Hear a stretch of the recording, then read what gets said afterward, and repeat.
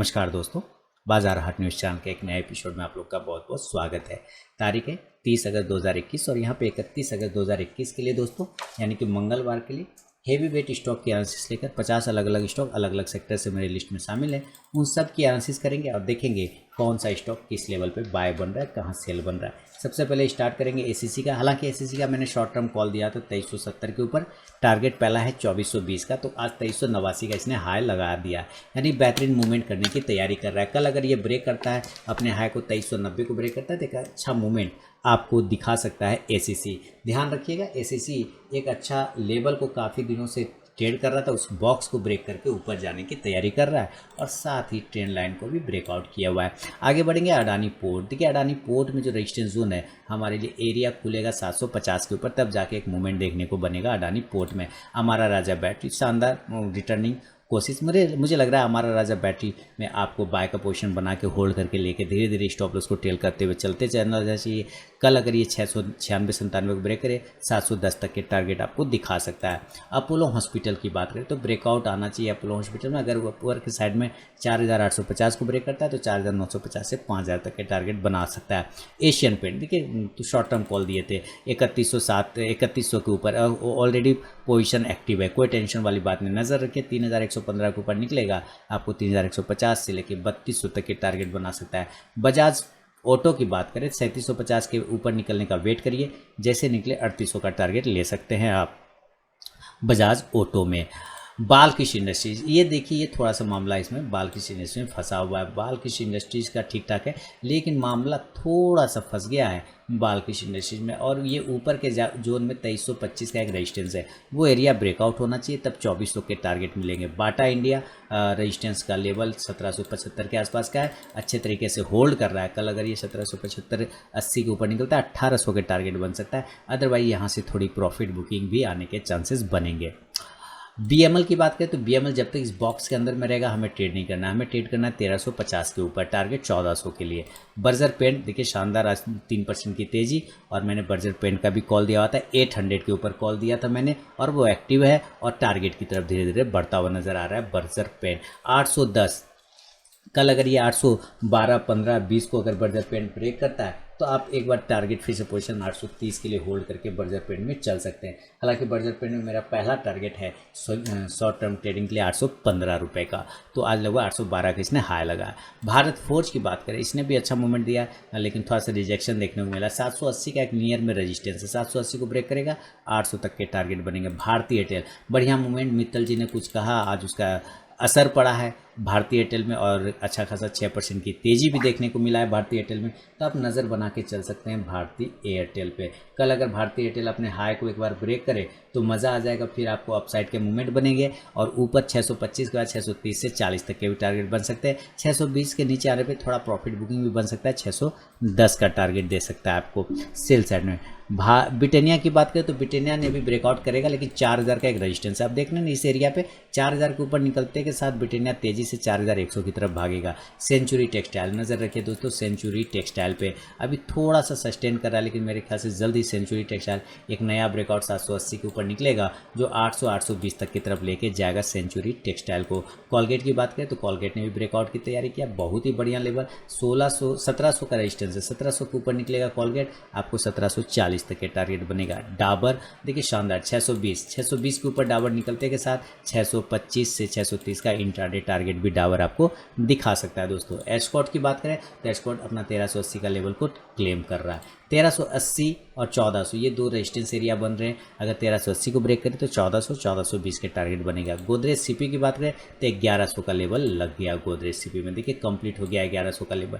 और आप देखेंगे ये स्टॉक बार बार इस तरह के पैटर्न बनाते हुए, और मैं बार बार कॉल देता हूँ इस पर, ये बार बार टारगेट अचीव करके दे रहा है, तो शानदार तरीके से चल रहा है गोदरेज सीपी, कोई दिक्कत वाली बात नहीं। जब अब नया पोजीशन कहाँ बनाएंगे, नया पोजीशन बनाएंगे 1100 के ऊपर, टारगेट 1150 का। ग्रासिम की बात करें 1500 के ऊपर निकलते के साथ ग्रासिम आपको टारगेट 1550 की तरफ लेके जाएगा। हैवल्स तो हैवल्स ने भी अच्छा ब्रेकआउट किया है 1250 के बाद, तो ये शानदार भागा, और अभी एक रेजिस्टेंस एरिया है 1200 85 के आसपास का, 90 के आसपास का उसको ब्रेकआउट करेगा तो 1320 तक के टारगेट बना सकता है हैवेल्स। आज लगभग हर सेक्टर में आपको खरीदारी नजर आ रहा होगा। हिंद यूनिलीवर 2700 के ऊपर क्लोज करेगा तो 2750 से 2800 के टारगेट। नीचे अगर ये 2665 या 60 को ब्रेक करे तो टारगेट 2650 से लेकर 2630 तक के मिल सकते हैं। हिंद यूनिलीवर के बाद बात करें तो एसएससी प्रो लाइफ। देखिए एसएससी प्रो लाइफ इस रेजिस्टेंस जोन पर ट्रेड करने की कोशिश कर रहा है। इसके ऊपर की क्लोजिंग चाहिए 665 से 670 के ऊपर। अगर ये क्लोज करता है तो 680 से 690 और 700 तक के टारगेट दिखा सकता है। इंडिगो शानदार, इंडिगो का जो टारगेट था वो टारगेट लगभग अचीव हो चुका है, 1800 के आसपास का एक टारगेट। और अगर प्रॉफिट बुक नहीं किया इंडिगो में तो आप लोग ज़रूर प्रॉफिट बुक कर लीजिए। ऊपर 1750 के ऊपर का मेरा शॉर्ट टर्म कॉल था 1850 के लिए। हालांकि 1850 तक तो गया नहीं है, लेकिन एक टारगेट तो ऑलरेडी 1816 डन हो चुका है। तो अब नेक्स्ट टारगेट आप 1850 का चाहें तो होल्ड करके चल सकते हैं, स्टॉप लॉस टेल करके चल सकते हैं। इंडिगो बाद जुबिलेंट फूड की बात करें तो इसमें भी तेजी मिली है आज लगभग 2.25% की। कल वापस से अगर ये 3925 को ब्रेक करे तो आपको 4000 तक के लेवल दिखाने की कोशिश करेगा। एलएनटी पे शॉर्ट टर्म कॉल एक्टिवेट है मेरा, कोई टेंशन वाली ऐसी बात नहीं। 1680 के ऊपर अगर ये क्लोजिंग कर देता अगर तो ये ज़्यादा बेहतरीन होता। हालांकि नहीं क्लोज कर पाया 1680 के ऊपर, कोई दिक्कत वाली बात नहीं, ख़राब नहीं है, अभी भी पोजीशन ठीक ठाक है। एमएनएम में भी शॉर्ट टर्म कॉल शायद दी हुआ 800 के ऊपर ये और तेज़ी दिखा सकता है। 800 के बाद 820 830 तक के टारगेट बनेंगे। मैकडबल 720 के ऊपर निकलेगा तो 740 से 50 तक के टारगेट बनेगा। पीडी लाइट की बात करें दोस्तों तो पीडी लाइट ने भी एक रेंज में फंसा हुआ है, इसका भी शॉर्ट टर्म कॉल मैंने दिया हुआ है।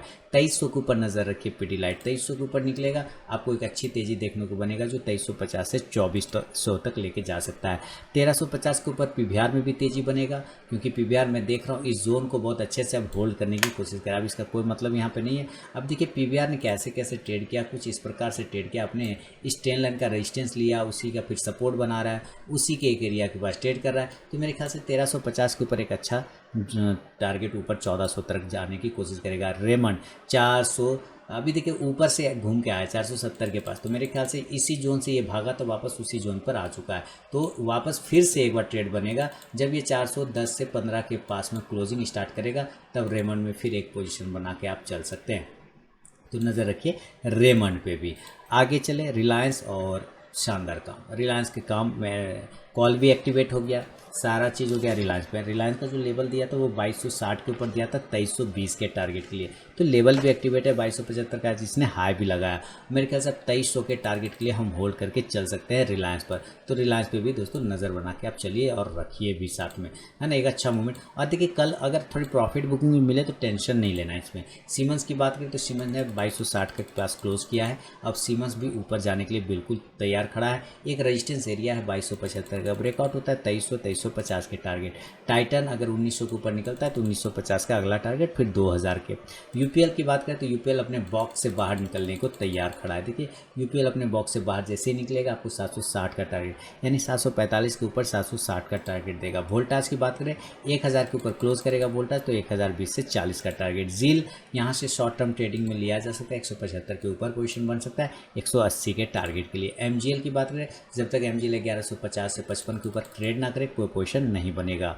एचडीएफसी अच्छा ब्रेकआउट आया है और अपने होल्डिंग एरिया के पास में एचडीएफसी आया हुआ है। देखिए कई जगह पर ये रेजिस्टेंस बार बार लेता है, बॉक्स बना चुका है। इसके ऊपर निकलेगा अब 2270 के ऊपर तो आपको 2350 के टारगेट 2770 के ऊपर मिलेगा तो 2800 तक के टारगेट, 2780 से 2800 तक के टारगेट बनेंगे। मैरी को 540 के ऊपर निकलेगा तो पोजीशन बनेगा 550 से 60 के टारगेट के लिए। आईटीसी आज इसने तेज़ी दिखाया 1% का, लेकिन 210 के ऊपर अगर ये निकलता है तो एक अच्छा पोजीशन फिर बनेगा 215 तक के टारगेट के लिए। देखिए इस ट्रेंड लाइन को आईटीसी कितना ही खराब है लेकिन इस ट्रेंड लाइन को होल्ड बहुत अच्छे से कर रहा है, तो आप ये भी नज़र रखिए आईटीसी पर।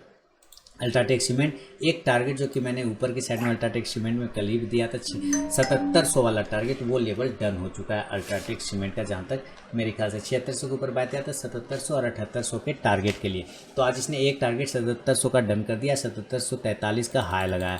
अब 7800 का नेक्स्ट टारगेट डन करके आपको दे सकता है अल्ट्राटेक सीमेंट। इसके अलावा सीएट है दोस्तों, तो सीएट में एक लेवल 1300 के ऊपर खुलेगा 1350 से 1375 के टारगेट के लिए, तो नज़र रखिए सीएट पर भी। तो ये था निफ्टी के हैवीवेट स्टॉक पे दोस्तों मेरा अपना व्यू। अगर पसंद आया तो कमेंट सेक्शन में मुझे ज़रूर बताएं। मिलूंगा नेक्स्ट वीडियो में, तब तक के लिए बहुत बहुत धन्यवाद।